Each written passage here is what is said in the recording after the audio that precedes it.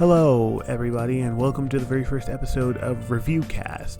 This series is going to be me reviewing pieces of media in a podcast format.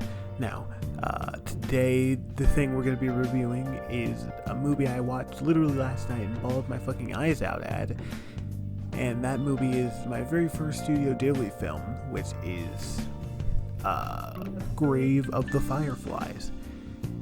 Now, Grave of the Fireflies is absolutely beautiful. I'd be able to see it, if I could see it more through the tears, I'd be able to tell you how beautiful it is even more. So, right now, no spoilers right here in this part, but in like a little bit, there's going to be spoilers, major spoilers. But anyway, let's get straight into like the non-spoiler part of the review.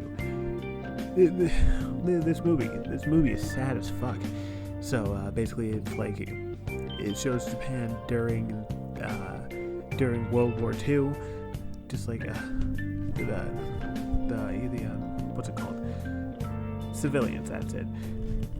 So there are a whole bunch of air raids since America was going ham with straight up, and a lot of air raids were happening. So a lot of people lost their houses and stuff. So the main character, whose name I can't remember, I think it's Reita, has to take care of himself and his sister during these times, and so he goes to his aunt and uncle's house to live there, and now and basically, like it say from there, is that it's beautiful as fuck, and there are sad moments, and that's a good place to move straight on into the what's it called, the spoiler part. Yes. Okay, where do we even begin? Okay, so we start off with Reita and his little sister, who I'm just going to be calling Backpack Lolly for a bit because I can't remember her name right now. Running away from American fighter jets, dropping bombs all over the place. The fires burned down their whole neighborhood, essentially. And so what's it called? So they regroup with everyone else. They weren't able to make it to the shelter, but they escaped unharmed. But their mother definitely did not. She was horribly injured, and you know, that was the first part that made me cry. I mean, I was already getting chills from how beautiful how beautiful it looked, but it didn't really hit me as like a very sad movie until that. I think it's super sad for me because I love my mother. I'm a mama's boy, like straight up. And if that were to happen to my mother, I think I would actually die inside. and as she was being taken to the hospital, we found out later that she died. And it was more tears. But Reita in his Backpack Lolly were staying at his aunt, uncle, and cousin's house, and his aunt was a little bit on edge because, like I said before, it was war times and they weren't really doing anything. So like halfway through the movie, he and Backpack Lolly were there, moved to a shelter where they lived for months. And Backpack Lolly, she slowly became sick, more and more malnourished, because they weren't able to get fresh food and stuff because of the wartime.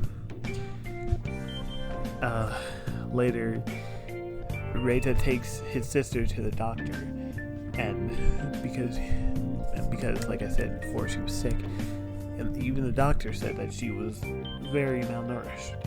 and it needed food. And then Reita said something that honestly broke me. It broke my heart so much. Where do I get food? Oh man! And at this point in the movie, he was stealing food from farmers, which I get it. Times are rough, but at that point, I just move back to in with my aunt. But the real sad part happened. Because Reita was so malnourished, she died. She was hallucinating before she died. But after Reita got her some melon, she went to sleep and never woke up. And just thinking about it gives me chills. This was and then they showed moments of her she was playing and being happy, and honestly I was in tears that whole scene. I'm starting to tear up a bit right now too, and it was so sad. I don't even know how to feel about it anymore.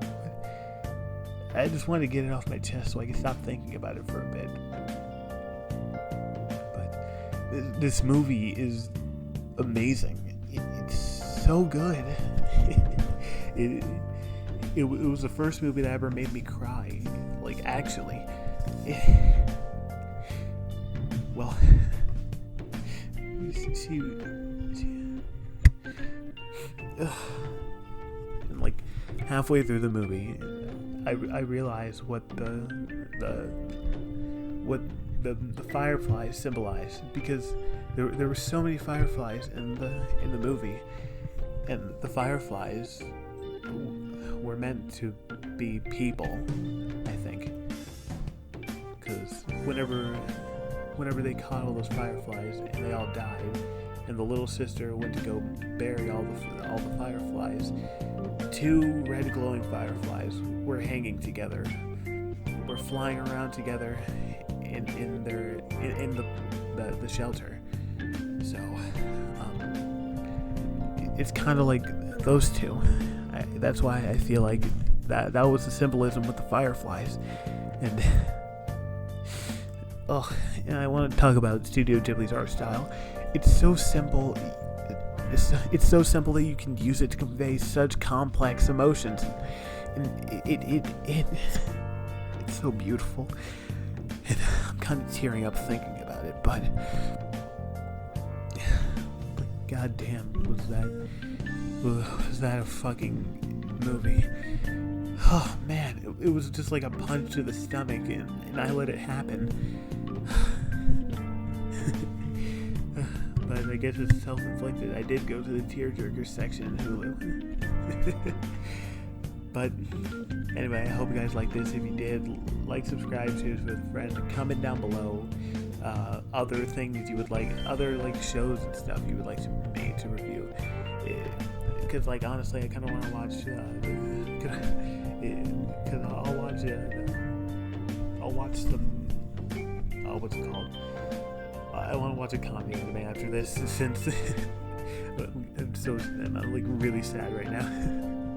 But anyway, guys, stay frosty, stay chill, and see you later.